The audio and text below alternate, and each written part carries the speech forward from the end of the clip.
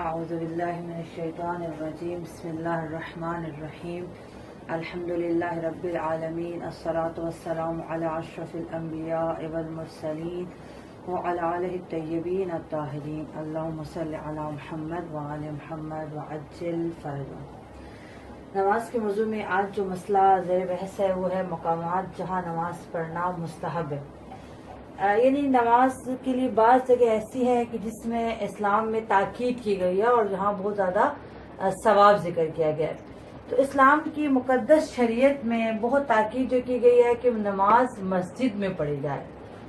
مساجد کو آباد کیا جائے اور مسجد میں نماز پڑھی جائے۔ اور سب مسجدوں میں یعنی دنیا کی تمام مساجد میں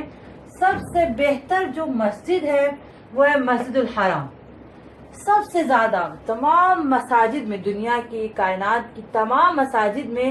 سب سے زیادہ ثواب جس مسجد میں نماز پڑھنے کا وہ ہے مسجد الحرام،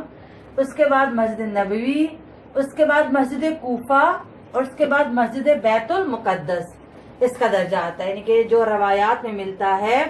اور جو تاکید کی گئی ہے اس میں یہ ترتیب بیان کی گئی ہے۔ سب سے زیادہ مسجد الحرام ہے، اس کے بعد مسجد نبوی، اس کے بعد مسجد کوفہ،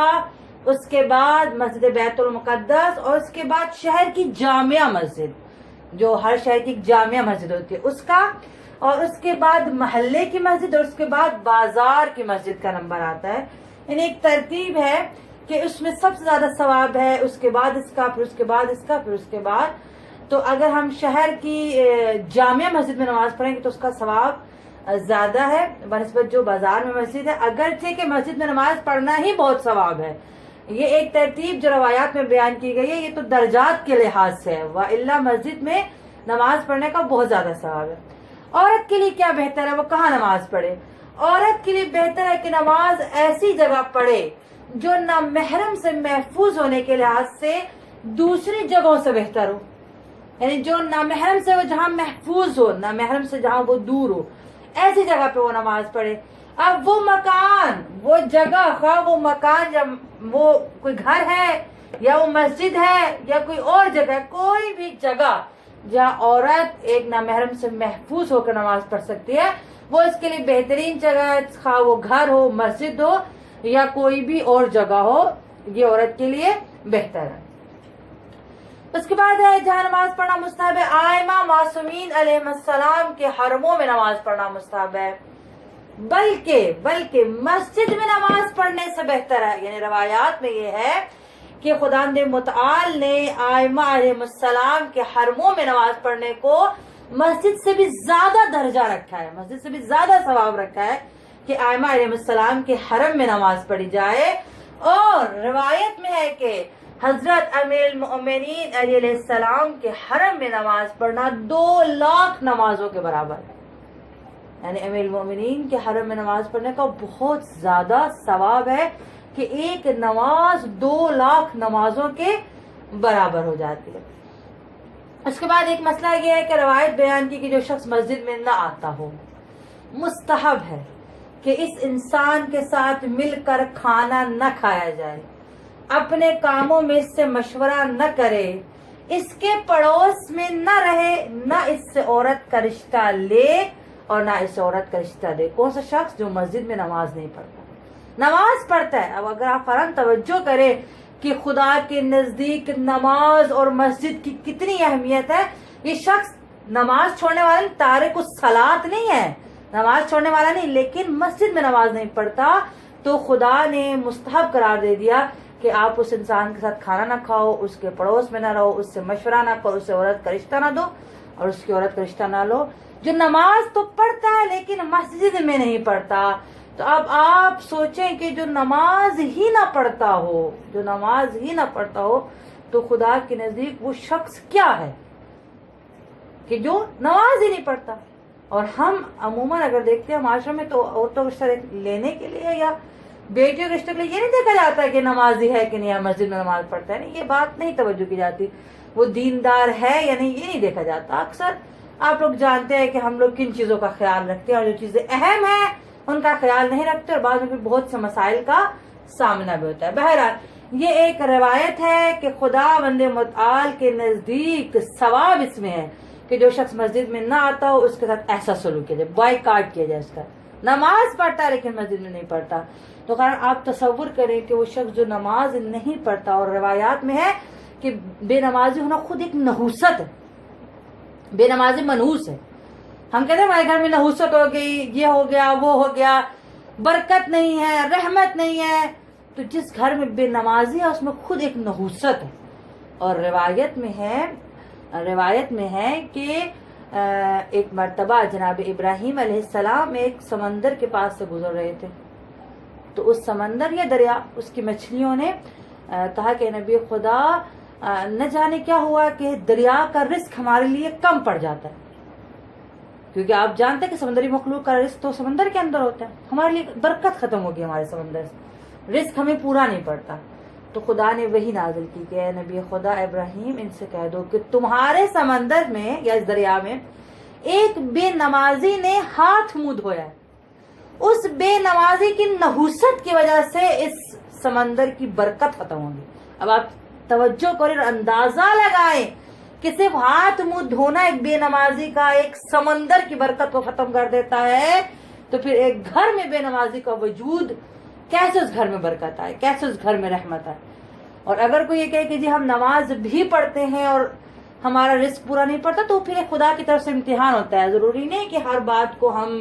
جو ہے نا وہ نیگیٹو لے، اس کے پازیٹو بہت سے روایات میں اسباب بیان کیے گئے، لیکن اگر بے نمازی ہے پھر تو پکی نحوست ہے، کنفرم روایات میں ہے کہ بے نمازی کا وجود منحوس ہے۔ صحیح، وہ مقامات جہاں نماز پڑھنا مکروہ ہے، کچھ ایسی جگہ ہیں جہاں نماز پڑھنا مکروہ، نماز ہو جائے گی، باطل نہیں ہے، لیکن ثواب اس میں تھا کہ اس جگہ نماز نہ پڑھی جاتی۔ وہ کون سی جگہ ہیں جی؟ حمام میں نماز پڑھنا، غسل خانے میں، کسی انسان کے مقابل کوئی انسان بیٹھا ہوا ہے، لیٹا ہوا ہے، اس کے سامنے نماز پڑھنا، یعنی وہ نماز پڑھنے والے کے سامنے ہے۔ اس دروازے کے مقابل جو کھلا ہوا ہے، یعنی جو دروازہ کھلا ہوتا ہے، لوگ آ جا رہے ہوتے ہیں، اس کے سامنے نماز پڑھنا۔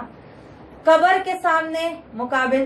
قبر کے اوپر نماز پڑھنا، دو قبروں کے درمیان نماز پڑھنا، خود قبرستان میں نماز پڑھنا، باورچی خانے میں، اور ہر اس جگہ جہاں آتش دان ہو۔ یہ آگ کے بارے میں خصوصی حکم ہے کہ جس جگہ پہ آگ جلائی جاتی ہے نا، اس جگہ پہ نماز پڑھنا مکروہ ہے۔ ہو جائے گی نماز، لیکن ثواب تک اس جگہ نہ پڑھی جائے، کیونکہ آپ لوگ جانتے ہیں کہ بعض لوگ آگ کی پرستش کرتے ہیں اور آگ کو خدا سمجھتے ہیں۔ صحیح، تو تاکید ہے روایات میں کہ اس جگہ پہ نماز نہ پڑھی جائے جہاں آگ جلائی جاتی ہے۔ تو باورچی خانے میں اور ہر جگہ جہاں آتش دان ہو نماز پڑھ لے تو نماز باطل نہیں ہے، نماز باطل نہیں ہے، لیکن ثواب تک اس جگہ نہ پڑتا۔ صحیح، اب باورچی خانہ ہو یا وہ جگہ جہاں آتش دان تھا، آگ اور چراغ کے مقابل، سامنے ایک چراغ جل رہا ہے یا آگ جل رہی ہے، اس کے سامنے نماز پڑھنا۔ ایسے کمرے میں جہاں مجرب ہو، مجرب شخص بیٹھا ہے، لیٹا ہے، سو رہا ہے، اس کمرے میں نماز پڑھنا مکروہ ہے۔ جس جگہ کوئی تصویر، چاہے نمازی کے سامنے نہ ہو، کوئی تصویر لگی ہوئی ہے، کسی بھی چیز کی تصویر ہے، وہ ایسے گڑھے کے مقابل جہاں پیشاب کیا جاتا ہے۔ دیکھیں یہ وہ جگہ آپ خود تصور کریں کہ انسان نماز میں کس کے سامنے کھڑا ہو رہا ہے اور وہ کیا عبادت ہے، اور انسان اگر ایسی جگہ پہ کرے کہ جہاں پیشاب کر رہے ہیں لوگ، گڑھے میں پیشاب پڑا ہوا ہے، اگر جہاں آپ نماز پڑھو جگہ پاک ہے، کوئی مسئلہ نہیں ہے، لیکن پھر بھی سامنے گڑھا جہاں پیشاب کیا جا رہا ہے۔ صحیح، جاندار کے فوٹو یا مجسمے کے سامنے، ایک مجسمہ ہے یا تصویر لگی ہوئی ہے، مگر یہ کہ اسے ڈھانپ دیا جائے، اس کے اوپر کپڑا کوئی چیز ڈال دی جائے۔ سڑک اور گلی کوچے میں، سڑک پہ نماز پڑھنا، گلی کوچوں میں نماز پڑھنا بشرط کہ گزرنے والوں کے لیے باعث زحمت نہ ہو۔ دیکھیں اگر تو گزرنے والے کے لیے زحمت بنے پھر تو اس میں رکاوٹ ڈالنا حرام ہے۔ صحیح، اگر انہیں زحمت ہو، یعنی آپ نماز پڑھ رہے ہیں اور لوگوں کو آنے جانے مشکل ہو رہی ہے، گلی میں، کوچے میں، سڑک میں، روڈ پہ آپ نماز پڑھ رہے ہیں اور آنے جانے والوں کو مشکل ہو رہی ہے، اگر آنے جانے والوں کو مشکل ہو رہی ہے تو پھر تو یہ حرام ہے آپ کا یہاں پر ان کو تنگ کرنا۔ اور اگر مشکل نہیں ہو رہی، کوئی ڈسٹرب نہیں ہو رہا، آرام سے آ جا رہے ہیں، آپ بھی نماز پڑھیں، تو بھی مکروہ ہے ایسی جگہ پہ نماز پڑھنا، تو بھی مکروہ ہے ایسی جگہ پہ نماز پڑھنا اگر کسی کو زحمت نہ ہو رہی ہو۔ اگر زحمت ہو رہی ہو تو پھر زحمت، کسی کو رکاوٹ ڈالنا ایک حرام کام ہے، تو اس سے بچنا چاہیے۔ تو یہ وہ جگہ ہیں کہ جہاں نماز پڑھنا مکروہ ہے، اس لیے انسان کو چاہیے، کارن ہمیں توجہ ہونی چاہیے۔ دیکھیں ایک تو جو لوگ مجبور ہیں اپنے گھر کی بنانے میں یا کرائے پر ہیں ان کا تو میں نہیں بات کری، لیکن جن کے اختیار میں ہے انسان کم سے کم جب اپنا گھر بنائے تو ایک نماز خانہ ضرور بنائے، تاکہ جس میں نہ کوئی تصویر ہو، نہ کوئی مجنب آ کے بیٹھا ہو، نہ اس میں آگ جلتی ہو، نہ اس میں کوئی اور ایسی چیزوں کے جو مکروہ ہے، نہ کوئی نجاست طہارت کا مسئلہ، پیشاب پخانے کا مسئلہ. ایک علیحدہ جگہ ہونی چاہیے کہ جس کو انسان نماز خانے کے طور پر پاک صاف پاکیزہ رکھے، اور اس میں ایسی کوئی چیز نہ ہو کہ جو ہماری اس چند منٹ کی عبادت کو مکروہ کر دے. تو ہمیں اس چیز کا خیال رکھنا چاہیے. جن کے لیے ممکن ہے، جن کے لیے ممکن ہے وہ تو خدا ان کو وسعت عطا فرمائے. تو انشاءاللہ خدا ہمیں صحیح سمجھنے اور اس پر صحیح عمل کرنے کی توفیق عطا فرمائے. والحمدللہ رب العالمین.